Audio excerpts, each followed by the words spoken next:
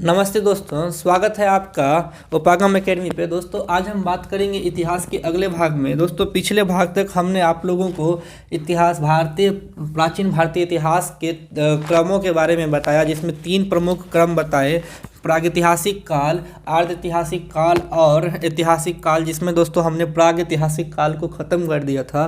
दोस्तों आज हम बात करेंगे आर्ध ऐतिहासिक काल।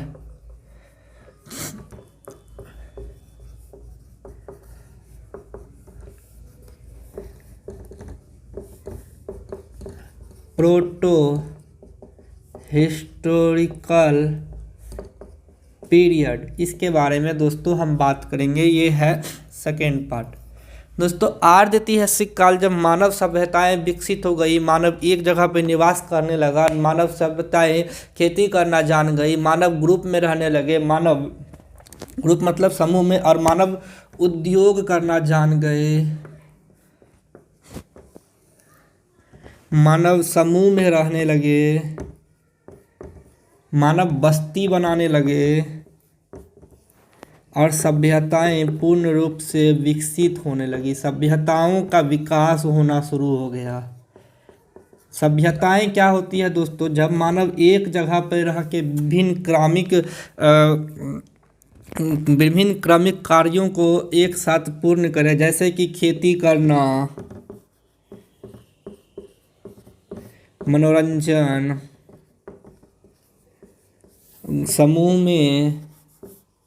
मनोरंजन में समूह में नृत्य, गान, मतलब ऐसी सभ्यताओं में आने लगे जहां मानव पूर्ण रूप से मानसिक रूप से विकसित हो गया हो, उसको आर्ध ऐतिहासिक काल बोलते हैं। आर्ध ऐतिहासिक काल में दोस्तों हमने पिछले क्लास में 2 एग्जाम्पल बताए थे, सिंधव सभ्यता और दूसरा वैदिक सभ्यता।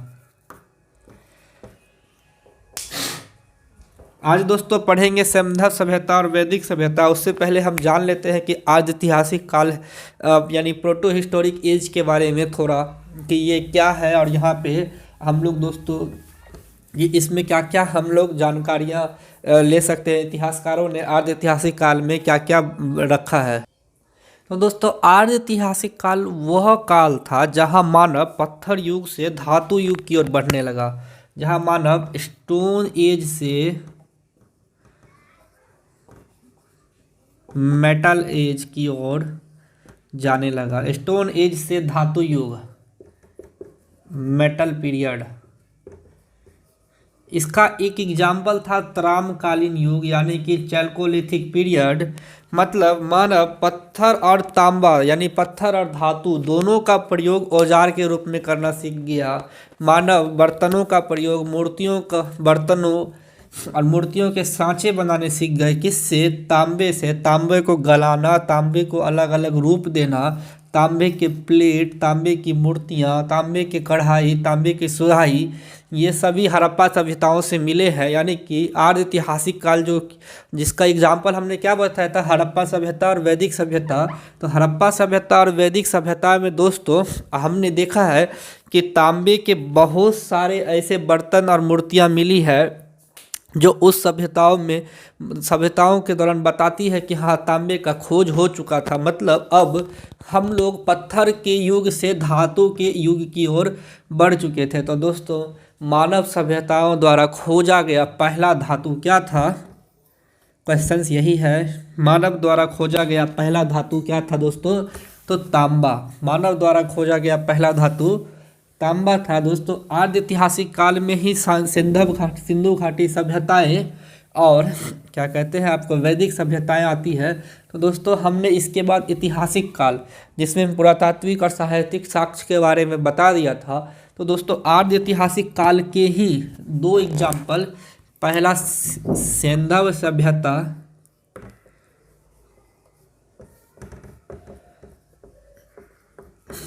दूसरा वैदिक सभ्यता। दोस्तों इसके बारे में जानकारी लेंगे। तो अब हम शुरुआत कर देंगे हड़प्पा सभ्यताओं की। इससे पहले हड़प्पा सभ्यता शुरू हो दोस्तों, जो कुछ इम्पोर्टेंट फैक्ट है जो कि हमने प्रागैतिहासिक काल यानी स्टोन एज के बारे में नहीं बताया, या फिर पिछले क्लास में कुछ रह गए होंगे दोस्तों, उसको पहले हम ख़त्म करके अब हम हड़प्पा सभ्यताओं को शुरू करेंगे। चलिए दोस्तों, कुछ प्रश्न हैं बोर्ड पे जिसमें मैंने बोला कि आज हम आदि ऐतिहासिक काल शुरू करेंगे। उससे पहले दोस्तों हम आपको कुछ प्रश्न हैं जिसका जो कि पहले एग्जामों में पूछे जा चुके हैं कि भारत में पूरा पाषाणकालीन औजारों की खोज किसने की थी। तो इसका आंसर होगा रॉबर्ट ब्रूस फुट 1863 में।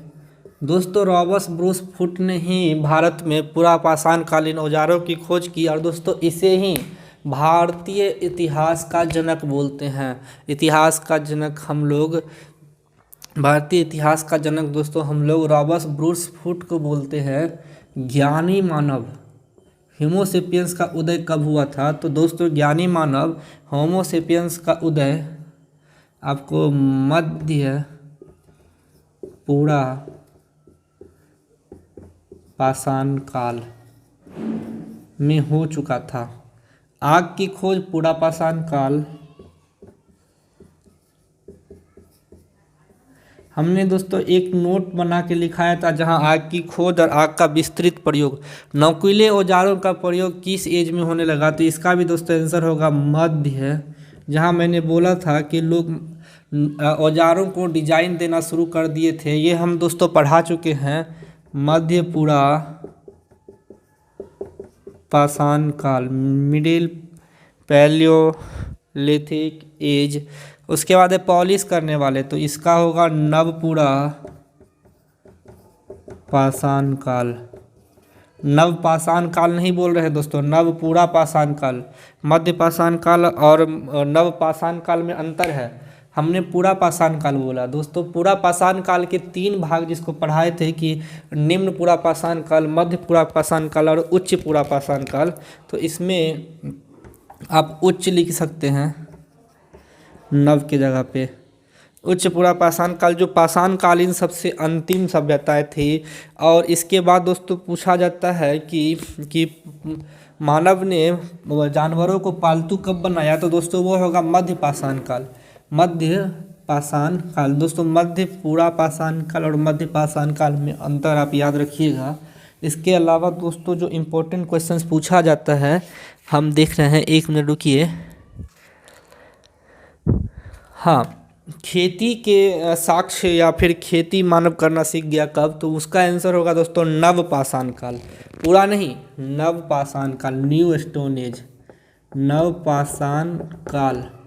पहला धातु जो मानव ने प्रयोग किया दोस्तों उसका आंसर क्या होगा? तांबा। पहला धातु जो मानव ने प्रयोग किया उसका आंसर होगा तांबा।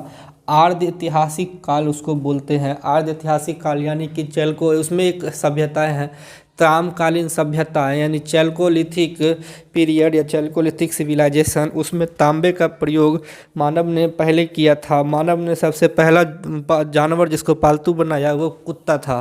तो दोस्तों ये सभी प्रश्न आप ध्यान में रखिएगा। आज इसके बाद हम शुरू करते हैं सिंधु घाटी सभ्यता। दोस्तों हम सोच रहे थे कि आज सिंधु घाटी सभ्यताएं शुरू कर दे, लेकिन दोस्तों कुछ महत्वपूर्ण प्रश्न हैं जिनका जवाब जानना जरूरी है जो एग्जाम में पूछे जा चुके हैं दोस्तों। इसीलिए आज सिंधु घाटी सभ्यता नहीं पढ़ के बल्कि हम उन सवालों को जान लेते हैं जो कि एग्जाम में महत्वपूर्ण है और एग्जाम में पूछे जाते हैं। तो पहला है कि भीमबेटका प्रसिद्ध है किसके लिए?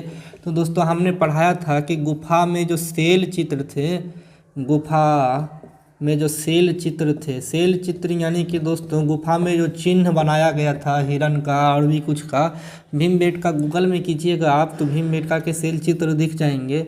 ये एमपी में है। कहाँ पे है? मध्य प्रदेश में है। गुफा शैल चित्रों के लिए भीमबेटका प्रसिद्ध था। भारत में मानव का प्रथम साक्ष्य नर्मदा घाटी में मिलता है। नर्मदा घाटी मध्य प्रदेश में ही, नर्मदा घाटी के किनारे मानव के प्रथम साक्ष्य मिले हैं। चाल्कोलिथिक काल की प्रमुख विशेषता क्या थी दोस्तों? तांबे की खोज, तांबे की खोज। इसके बाद पूछता है चाल्कोलिथिक सभ्यताएं कैसी थी? तो ये ग्रामीण थी और खेती करना जान गए थे तो कृषक थी। इसके बाद है मानव किस काल में कृषि से परिचित हो चुका था? तो दोस्तों हम बता चुके हैं नव पाषाण काल। और क्या है कि किस काल को धातु युग भी बोलते हैं, तो अभी दोस्तों हमने पढ़ाया आर्ध ऐतिहासिक काल, इसी काल को धातु युग बोलते हैं क्योंकि इसी काल में मानव ने धातुओं के बारे में यानी तांबों के बारे में जानना सीख गया और तांबे के बर्तन मूर्तियां बनाना सीख गया था। तो दोस्तों ये प्रमुख क्वेश्चंस हैं और कुछ क्वेश्चंस हम लेते हैं आज दोस्तों। हम प्रश्न और उत्तर जान लेते हैं, फिर अगले क्लास में सिंधु घाटी सभ्यताओं के बारे में जानेंगे। दोस्तों बोर्ड पे मैंने 3 क्वेश्चंस लिखे हैं कि पूरा पाषाण काल निम्नलिखित में से किससे संबंधित है। दोस्तों ये एग्जाम में उत्तराखंड PCS में पूछा गया एग्जाम में क्वेश्चंस है कि पूरा पाषाण काल निम्नलिखित में से किससे संबंधित है। दोस्तों ऑप्शन नहीं लिख रहे हैं, हम सीधा आंसर लिख देते हैं। तो पूरा पाषाण काल में जो ऑप्शन के हिसाब से होगा आखेटक एवं खाद्य संग्राहक।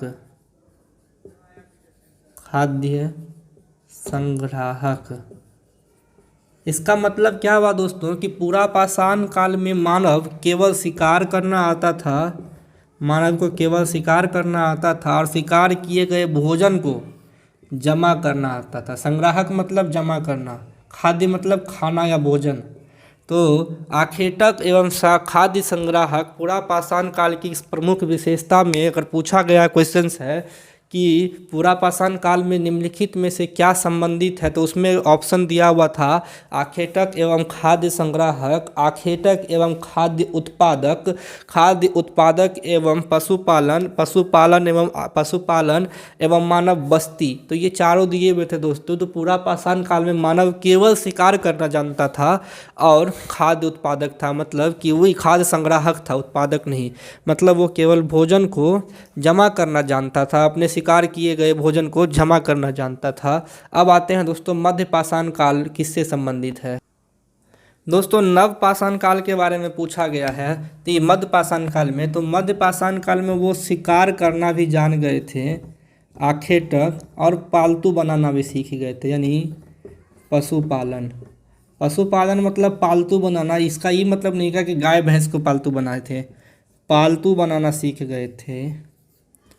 एवं आखेटक एवं पशुपालन यानी केवल और केवल वो शिकार करते थे और जानवरों को वो बस में कर चुके थे, जानवरों को वो पालतू बना चुके थे। वही 4 ऑप्शन जो हम बताए थे, उसी 4 ऑप्शन में एक ऑप्शन का आंसर मध्य पाषाण काल के लिए आखेटक एवं पशुपालन, पूरा पाषाण काल के लिए आखेटक यानी शिकार, और उसके बाद खाद्य संग्राहक। यहाँ आग की खोज हो चुकी थी और यहाँ आखेटक और पशुपालन के अलावा यहाँ पे हम लिखते हैं आग का विस्तृत प्रयोग, यानी कि अब वो शिकार को जो है पका के खाने लगे थे। विस्तृत प्रयोग, विस्तृत का मतलब बड़े पैमाने पर। और नव पाषाण काल में तो खेती करना सीख गए थे, तो नव पाषाण काल का हो जाएगा आखेटक, शिकार भी करते थे। पशुपालन यानी पालतू भी बनाए थे। इसके अलावा खाद्य उत्पादक यानी कृषि करना, उत्पादक मतलब उत्पन्न करना, उत्पादक। यहाँ वो पेड़ फूल से कंद मूंद खाते रहते थे, कंदमूल ये सब जो उनको मिल गया खाते रहते थे। यहाँ पे वो विस्तृत प्रयोग करके जो भी वृक्षों से जो अच्छे क्या कहते हैं संग्राहक भी हो गए थे। वहाँ केवल संग्राहक थे, यहाँ उत्पादक हो गए। उत्पादक मतलब उत्पन्न करना, मतलब कि नव पाषाण काल में मानव ने कृषि सीख लिया। तो ये 3 इम्पोर्टेंट क्वेश्चंस थे जो कि PSC एग्जाम में उत्तराखंड में पूछे गए थे कि पूरा पाषाण काल, मध्य पाषाण काल, नव पाषाण काल निम्नलिखित में से किससे संबंधित है। आखेटक संग्राहक, आखेटक एवं पशुपालन, आखेटक पशुपालन और खाद्य उत्पादक, एवं आखेटक पशुपालन खाद्य उत्पादक एवं धातुओं का प्रयोग। तो दोस्तों तीनों में से किसी में भी धातु का प्रयोग नहीं हुआ है, याद रखिएगा। धातु का प्रयोग आद्य ऐतिहासिक काल यानी चालकोलिथिक पीरियड में हुआ था। तो पूरा पाषाण काल प्रागैतिहासिक काल होता है। प्रागैतिहासिक काल मतलब प्री हिस्टोरिक एज, और प्रोटो हिस्टोरिक एज में धातु का प्रयोग हुआ था। तो इस तीनों का आंसर दोस्तों बोर्ड पे है। और कुछ सवाल लेते हैं हम।